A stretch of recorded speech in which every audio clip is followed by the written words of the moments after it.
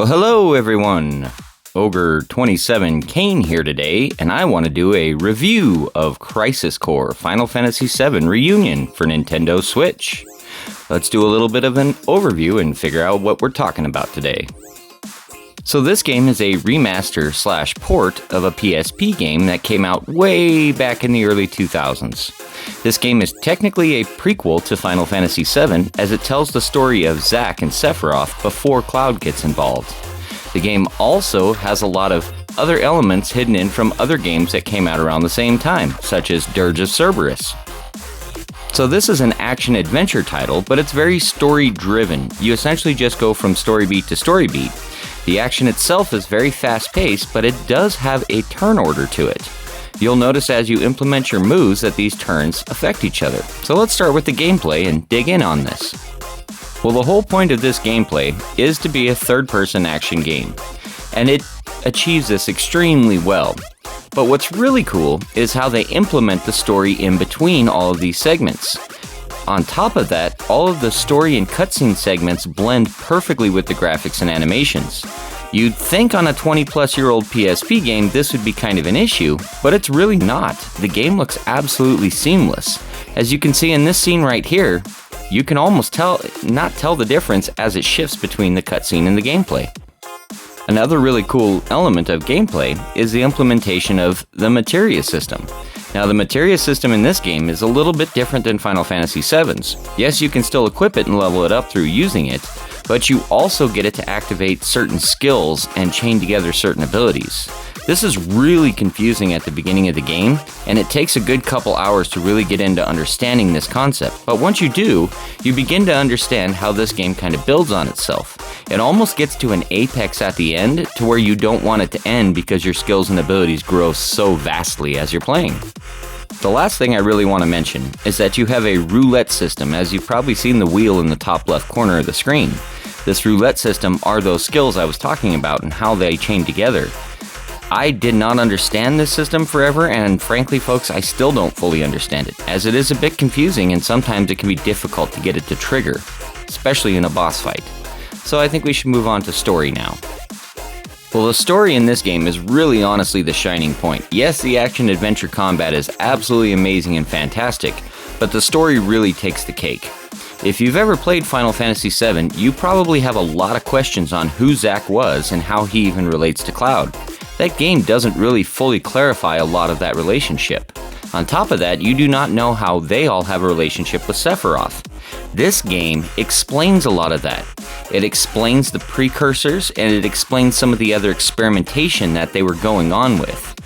On top of that, you get to meet Aerith early on, and this is when you fully discover who Aerith really is, her connection to Zack as well. Now, Cloud really kind of personifies everything that you grow to in Final Fantasy VII, the apex of everything they were trying to achieve. And Cloud really takes Zack's character to the next level if you know anything about the connection between them. But Zack has a certain comedic air to him that Cloud doesn't have. Cloud's stoic nature really holds him back in being funny or outgoing or likable. It's not the case with Zack, so let's check out controls and audio now. Alright, well we're going to start out with the audio first, because the audio is absolutely amazing in this game.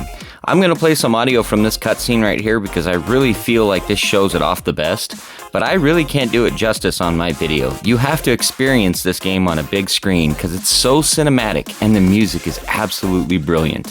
One of the best things about it too is that this music is all remixed, but very good purposeful versions of the Final Fantasy VII take. So let's listen. The world needs a new hero. Come and try. So smug. But for how long?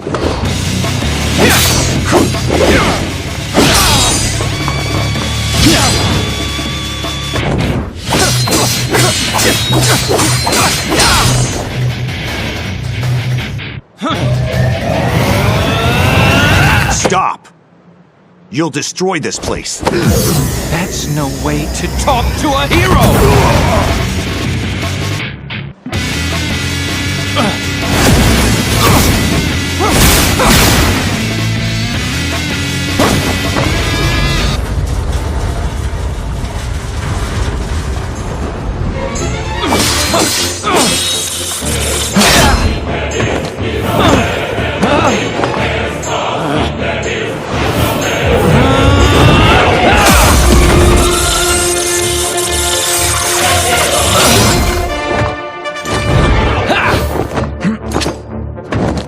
Enough! Pretty freaking epic if you ask me. Square Enix always knocks it out of the park on Final Fantasy. Nobuo Uematsu is an absolute genius. But let's hit the controls real quick. The controls in this game are a little contentious. You have your control stick to move your character around, you have an attack button, a dodge button, and you have a guard button. But all of your materia is tied to your trigger as well as your abilities. This kind of constricts all of the things you can do because you have to pick between abilities or materia, and I didn't like that so much. But let's talk about combat while we're on that. Well, as you can see here, the combat is super fast-paced. It is very reliant on reactions, and it's very reliant on you paying attention to what the enemy's doing. There are certain signs or actions the enemy will show you where they will change colors or different positions to where you can recognize whether to guard or whether to roll or whether to use a counter magic or whatever you got to do. But the game gets considerably more complex as you play, as the game requires you to implement the materia and having things like status affecting materia that can really change your game plan.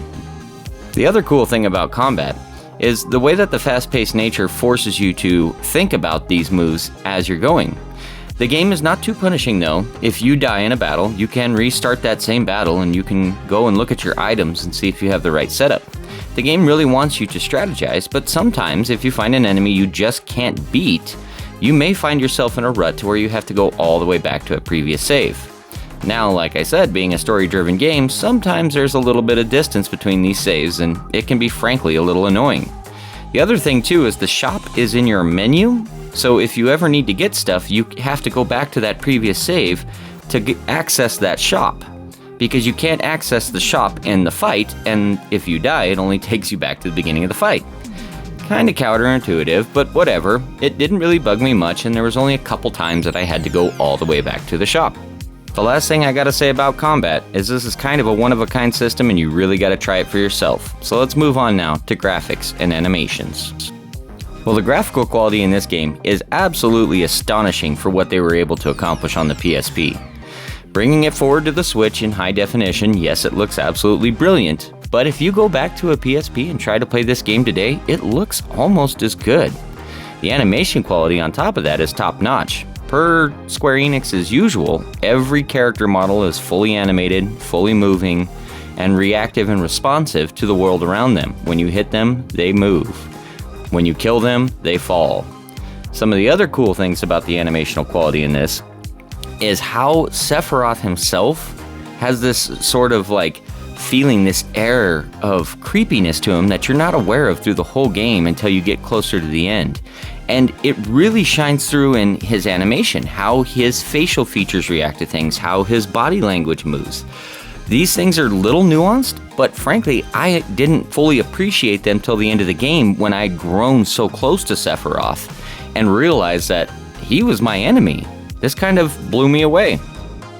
The last thing I really need to mention, and I kind of previously stated this, is that this game, in my opinion, is truly the flagship of the PSP. This game truly shows off everything they were able to squeeze out of that tiny little system, and I believe it pushed it in every way, shape, and form. I don't think there's a better PSP game out there in terms of graphics or animations. So let's hit the conclusion now. Well, in conclusion, I think that this port was absolutely warranted and is a necessity. This game is a blast to play. And truly, if you want to experience Final Fantasy VII story, you need to play this game.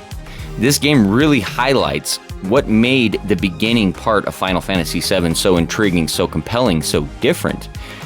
All of the elements you were wondering about figuring out in that game. Why is this? Why is Aerith that? Why is Cloud this? Why is Sephiroth? It all gets explained in this game and gets brought forward in a way that when you play Final Fantasy VII, you have an epiphany at the beginning of the game and you understand so much more.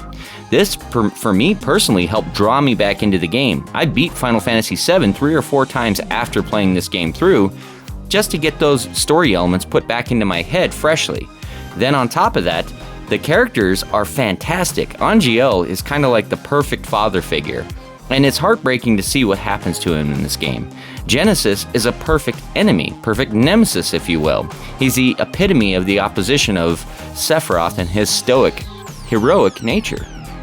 The last thing I really need to mention in conclusion is that if you are getting into Final Fantasy VII Rebirth, or you're really excited for any of that, beware and be warned. This game plays directly off the story from Final Fantasy VII, the original version. So this game may confuse you, and it may have elements that are different to the way those stories dictate and tell their story. So be aware, this does not fully connect to the Rebirth series. This is much more directly connected to the original Final Fantasy VII. Well, that's going to do it for today's video, folks. Thank you for watching. It was a blast to make. I upload every single Monday. If you enjoyed this, please like and subscribe. And have a great rest of your day. This is Ogre27 Kane, signing out. Not quite. It's a church. An angel? No, I'm Aerith.